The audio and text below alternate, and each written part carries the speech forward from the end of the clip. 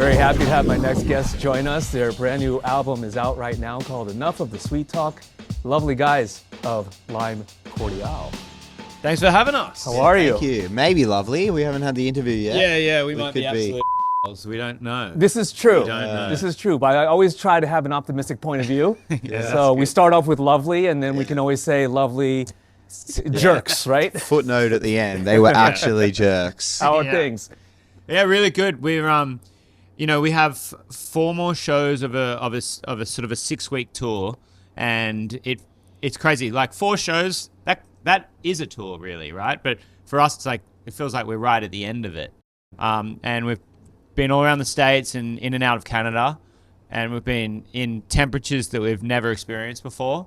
I'm talking Celsius, but like minus 20 degrees Celsius, the coldest we've ever been in. Brutal. Crazy. And we're on a tour bus, so when one person gets sick, everyone gets sick. So that was probably the biggest downfall of the whole tour. Was there was a week there when everyone was sick as a dog. Yeah, we But started out so well. Yeah, we kept it going, and now we're at the end and we're into warming up as we go further south. I know that you guys are doing like a mini tour. It's not a full extensive tour of the U.S.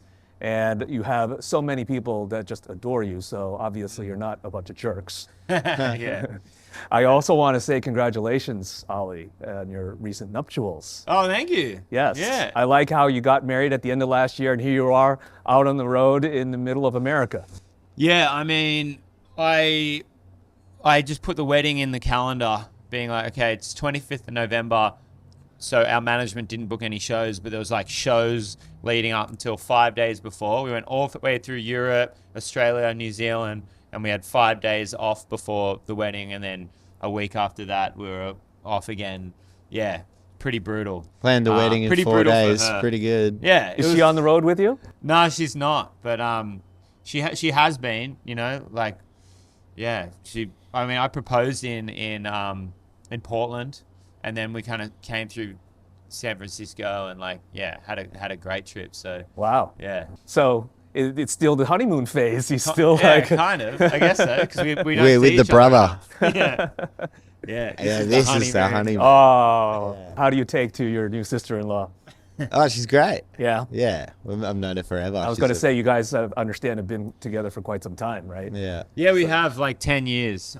she's a legend. Yeah, and we met over here. She was over here doing some work, and we all met together. So yeah, she met on tour, so she understands like what she got herself into with us being away, and the like anxieties and just ups and downs of music. So yeah, it's Did you good. guys have a honeymoon at least? Did you go and spend some time together? Not yet. We'll do it at some point. Oh, do it at some point. Yeah, we'll do This something. is the honeymoon. Yeah, man. It's FaceTime. we will. You've got to like make sure that you give your partner some time. That's for sure. Of course.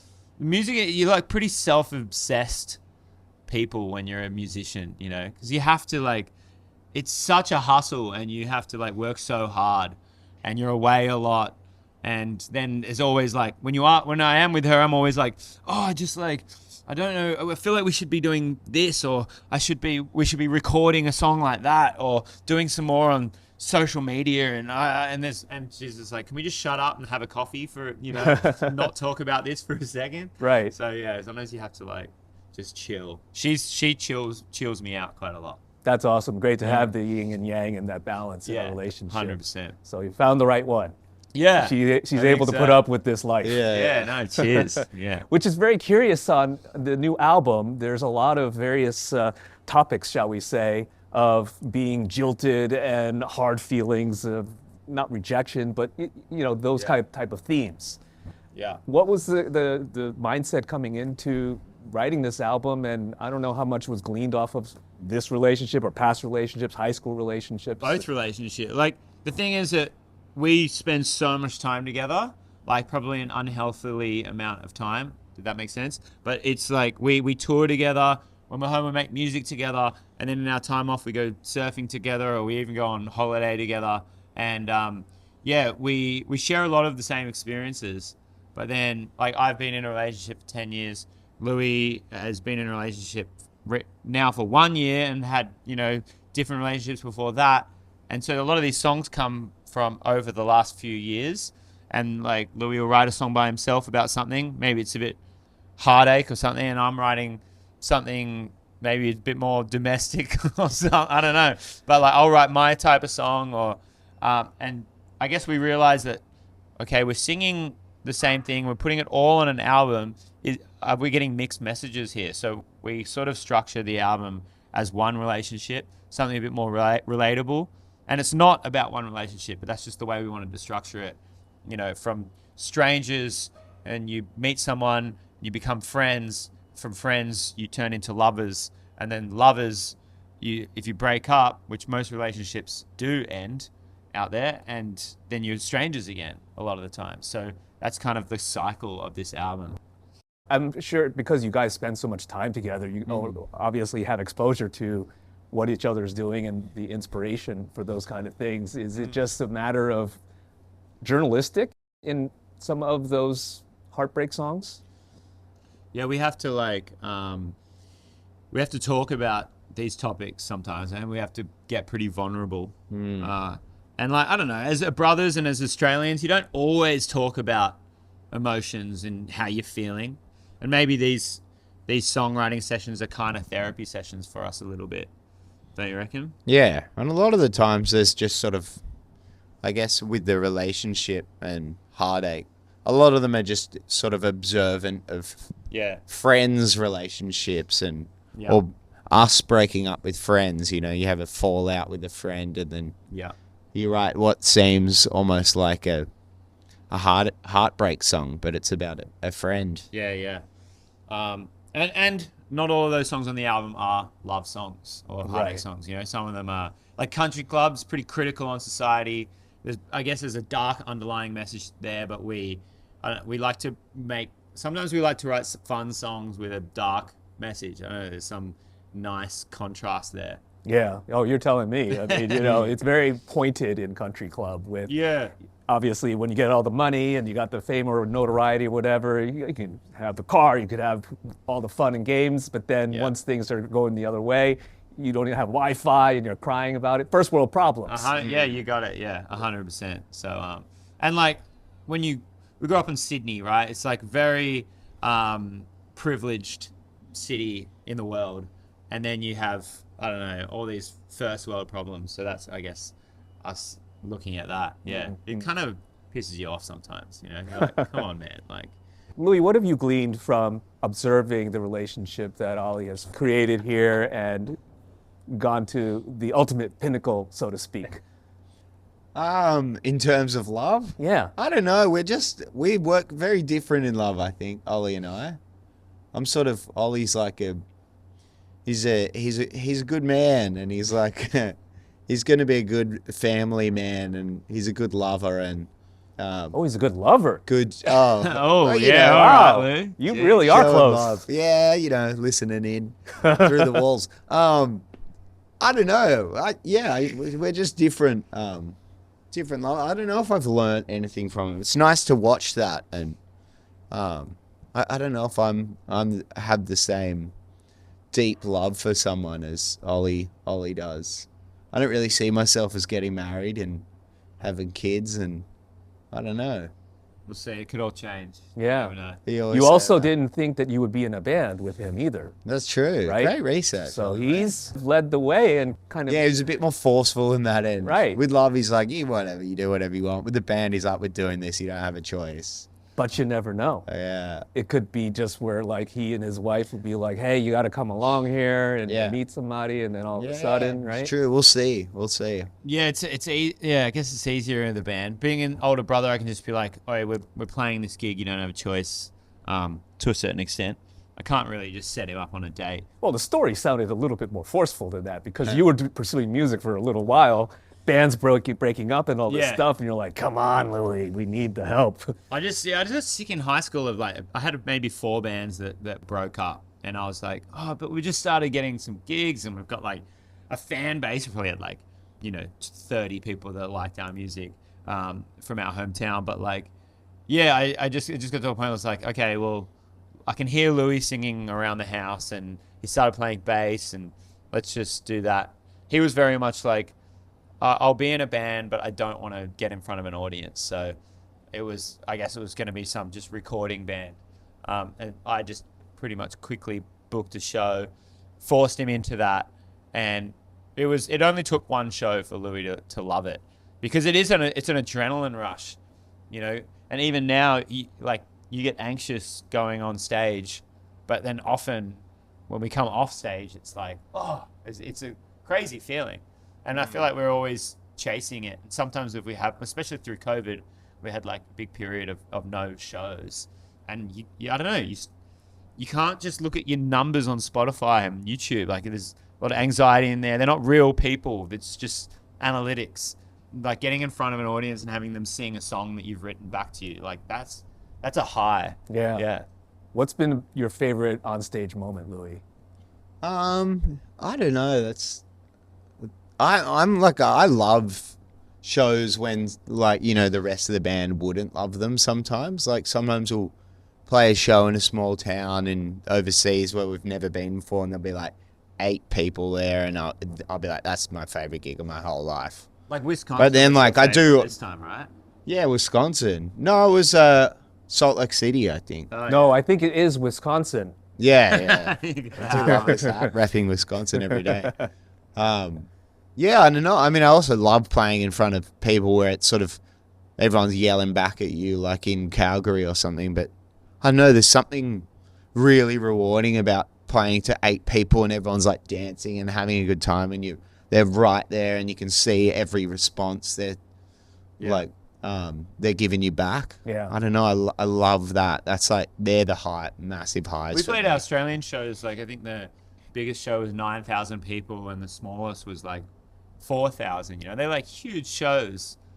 But then there is something about coming over here and playing to like 300 people here and there, and it's just like that's what we've played more shows to that many people than we have to thousands. So it's fun and it's raucous, and I don't know why there's less pressure. Like, it shouldn't feel like should be less pressure.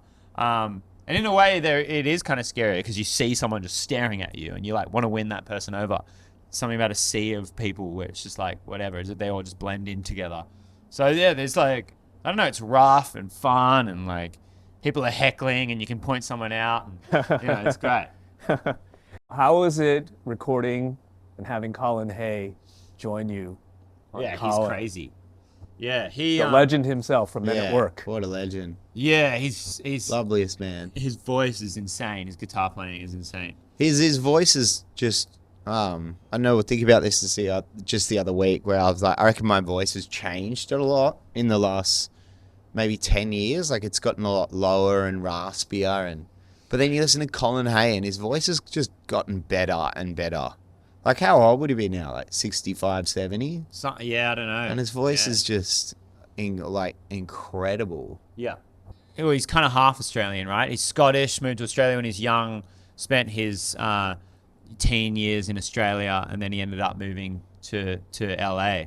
But he's he considers himself somewhat Australian, and pretty Australian. He is pretty Australian. We definitely, I think all of Australia claims him as being Australian, and we're at an Australian event in LA, and we were there just as absolute noobs. No one knew us, kooks, and we got introduced to him by a mutual friend that was at the party, and he just was so friendly. And, you know, LA is full of empty gestures. You don't, like, trust anything someone presents to you. Like, I'm going to make you a star. You're like, yeah, right, mate, whatever. But he was like, well, maybe you guys should come up and have some coffee at my house. Maybe a few croissants. And we're like, okay, yeah. Just like that. You met at a party and he's just inviting you to his house. Straight up, within like that. a minute. Yeah. And I gave him my... Just because you were Australian. Yeah. Yeah, like someone described our music to him, but we were new, and I don't know, he's just friendly. Like he doesn't have any kids, awesome. And he's just I think he loves meeting musicians and talking about music, and he sent us an email that night where he like sent us a poem, where he wrote a poem about a YouTube video that he watched that night on our YouTube channel, and it was like, okay, wow, holy shit, like Colin Hayes just written this poem for us. He fell in love like that. And then he was like, all right, come up tomorrow morning, like see you at 9:30. And so from then we just, whenever we're in LA, we sort of like hit him up and say we're coming here, and we meet up with him and maybe have a tea or a coffee. And we just put on like YouTube and just, oh, have you seen this? Or have you listened to this? And we just have these big music discussions. Wow. Yeah. His wife's Peruvian, and she's Peruvian, right? Yeah. And so they had a Peruvian musician there last time we were there, and like it was just playing music and we're all singing and around the table. It was wow. It was so good. Amazing. They had a beautiful house. It's like a house amongst the gum trees in Malibu, so it's like feels somewhat Australian. And So he basically created a mini Australia. yeah, kind of like it's quite humble still. It's not like a big mansion, but after being in LA, you might be staying in Silver Lake or something. It's pretty grungy, and then you go out there and it's like, oh, it's a nice breath of fresh air. You know? Yeah. He's got pictures of koalas and Yeah, and, like he's got a studio there, and we recorded that part of Colin at his house. And I was like, "Do you warm up beforehand?" He goes, "I do sometimes, but I didn't today." And then he just sort of sat down and sung that bit, and Louis and I were sitting behind him, just going, "Oh man, wow, so good." wow." Yeah. What kind of videos does he send? I'm sure it's not cat videos and memes and. Oh no, it's like all music. It's music. If we're sitting around and he's showing us stuff, he's like, yeah, he's showing us some.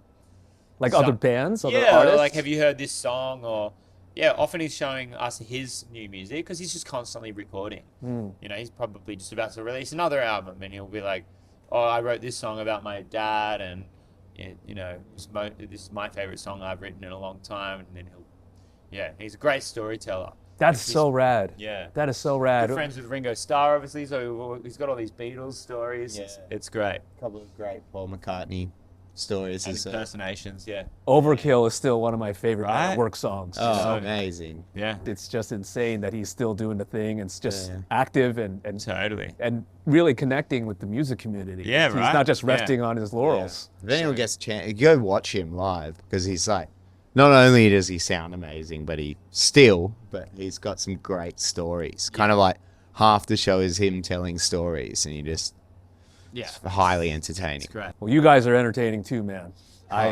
I'll be honest, this will be my first time seeing you perform live, but I've been Hell listening yeah. to your music now for years. Oh, Thank you. great. So it's going to cool. be quite exciting. Yeah, this Yeah. has been an awesome tour. Like, 28 shows in the States and Canada and one in Mexico. But, like, we're near the end, and I feel like some of the crowds on this tour have just been, like, the most electric for some reason. I don't know what it is.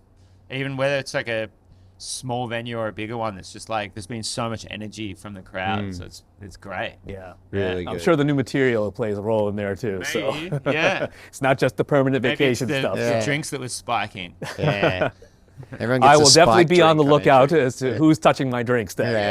Yeah. It's definitely us. I'm sorry. Appreciate the time. Great Yeah. to meet you. Yeah, Thanks for legendary. having us. Indeed. Thanks it so is much. Lime Cordial right here on B-Sides.